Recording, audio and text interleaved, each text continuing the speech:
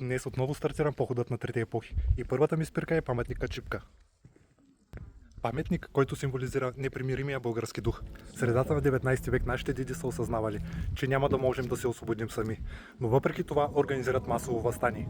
Масово въстание, което е означало почти сигурна гибел.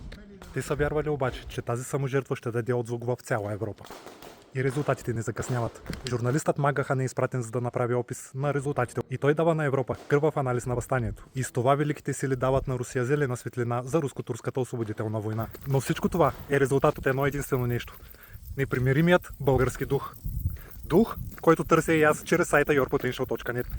Днес хората са забравили, че единственото, от което имат нужда, е вътре в тях. Днес хората са забравили каква сила носим в гените си. Днес хората са забравили как да се борят за целите си. Затова спри да търсиш вината в другите, че нещо все не ти се получава. Спри да се надяваш някой друг да свърши твоята работа.